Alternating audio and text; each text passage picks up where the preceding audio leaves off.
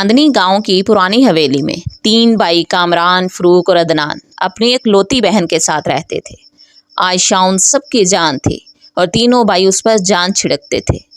वो जिस चीज़ की ख्वाहिश करती भाई उसे पूरा करने में देर न करते। रमज़ान का बबरकत महीना था।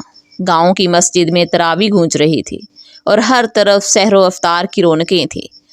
ये वो वक्त था जब सब दिल नेकियों की तरफ मायल थे, मगर आयशा का दिल एक और ही ख्वाहिश में मचल रहा था।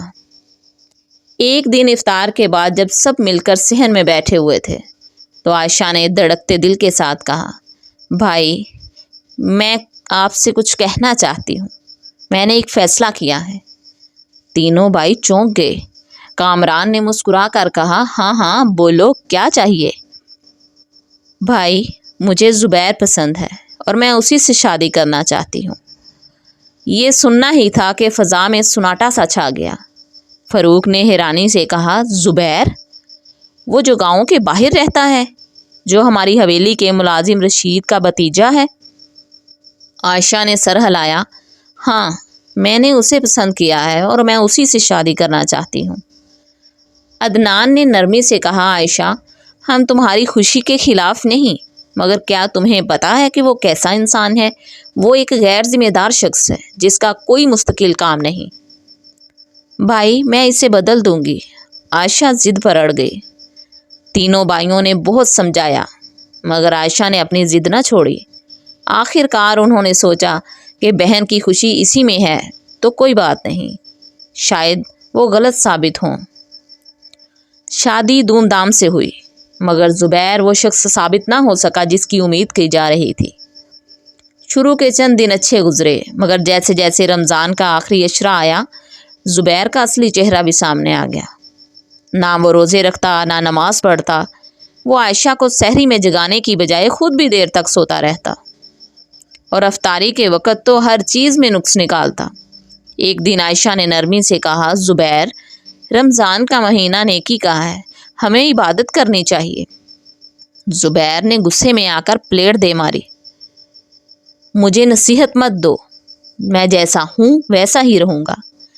ये पहला मौका था कि आयशा को लगा कि उसने शायद बहुत बड़ी गलती कर दी। आहिस्ता आहिस्ता ज़ुबैर की सख्ती बढ़ती गई और आयशा को घर में कैद करके रखने लगा। उसको उसके भाइयों से मिलने से रोकता, छोटी छोटी बातों पर चीखता चलाता। रमज़ान की 27वीं शब थी। पूरा गांव इबादत में मसरूफ़ था मगर आयशा अपनी किस्मत पर आंसू बहा रही थी। ज़ुबैर ने आज तो हद ही कर दी। उसने गुस्से में आकर आयशा को ज़ोर से धक्का दिया। वो ज़मीन पर गिर गई। ये वो लम्हा था जब आयशा ने फ़ैसला किया कि अब वो मज़ीद जुल्म बर्दाश्त नहीं करेगी। सहरी के वक़्त जब गांव में अजान की आवाज़ गूंज रही थी, हवेली के दरवाजे पर दस्तक हुई। आयशा ने दरवाज़ा खोला तो सामने कामरान, फ़रूक और अदनान खड़े थे। हमारी बहन हमारे हवाले कर दो, कामरान ने ज़ुबैर को ललकारा। ज़ुबैर ने तैश में आकर कहा, ये मेरी बीवी है, मैं जैसे चाहूँ इसे रखूँ। मगर इस बार आयशा खामोश नहीं रही। वो आगे बढ़ी और कहा, नहीं ज़ुबैर, मैं अब तुम्हारे साथ नहीं रह सकती। मैंने बहुत बड़ी गलती की है और अब मैं अपनी ज़िंदगी में वापस जाना चाहती हूँ। ये सुनना ही था कि ज़ुबैर चौंक गया। वो चीखता रहा मगर तीनों भाई आयशा को लेकर वापस घर आ गए। जब आयशा वापस अपनी हवेली पहुंची तो माँ ने इसे सीने से लगाया, बहुत प्यार किया। उसके भाइयों ने भी पेशानी चूमे, उसे बहुत हौसला दिया। वो हैरान रह गई। घर का माहौल वो नहीं था जो वो छोड़ कर गई थी। उसकी गैर मौजूदगी में उसके भाइयों ने शादियां कर ली थी। घर में नई भाभियां आ चुकी थी। सब कुछ बदल चुका था। सबसे ज़्यादा तकलीफ दे बात ये थी कि उसकी सबसे बड़ी भाभी सारा उसे एक गैर ज़रूरी शख्स समझने लगी थी। ओह, तो बीबी अपनी मोहब्बत की दुनिया छोड़कर वापस आ गई, सारा ने तंजिया लहजे में कहा। आयशा ने आंखों में आंसू लिए कहा, भाभी मैं बहुत थक चुकी हूँ, मैं सिर्फ सुकून चाहती हूँ। सुकून? जब तुमने हमारे मशवरे ठुकरा दिए थे तब सोचना था। अब ये घर तुम्हारा नहीं, हम सबका है। अब यहाँ से किसी चीज़ की तवक्का न रखना। सारा ने कड़वी हकीकत मुंह पे दे मारी। عائشہ اپنے ماضی کو یاد کر رہی تھی جب وہ اس گھر میں ایک شہزادی کی طرح رہتی تھی۔ اب وہ ایک مہمان سے زیادہ کچھ بھی نہیں تھی۔ کامران، فروق اور عدنان اسے بہت زیادہ چاہتے تھے، مگر اب ان کی زندگیوں میں اور بھی نئی ذمہ داریاں بڑھ چکی تھی۔ وہ ہر وقت عائشہ کے لیے دستیاب نہیں ہو سکتے تھے اور اسے اس کی حقیقت کا سامنا کرنا پڑا۔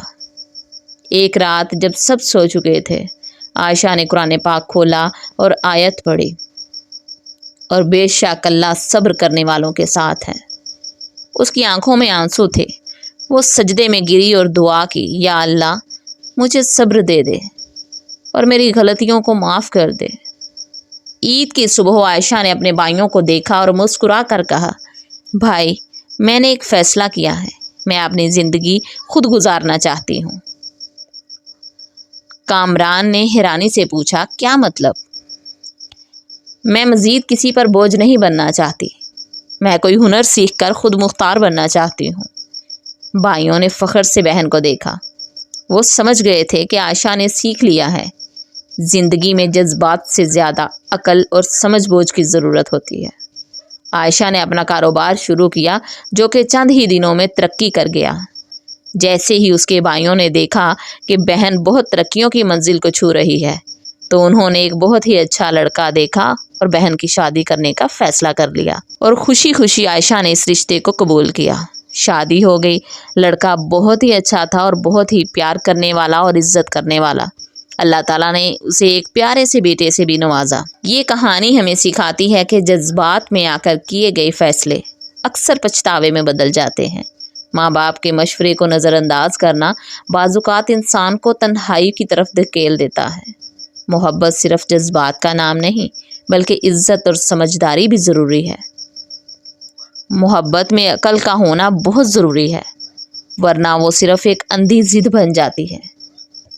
جو لوگ اپنوں کے مشورے کو نظر انداز کر دیتے ہیں وہ اکثر پچھتاتے ہیں۔ سچی محبت تو وہ ہوتی ہے جو عزت دے، نہ کہ وہ تکلیف اور آنسو دے۔ زندگی ایک بار ملتی ہے، اسے جذبات کی بینٹ نہ چڑھاؤ بلکہ سمجھداری سے گزارو۔ رمضان کا مہینہ صرف عبادت کا نہیں بلکہ اپنی زندگی کے فیصلے درست کرنے کا بھی موقع دیتا ہے۔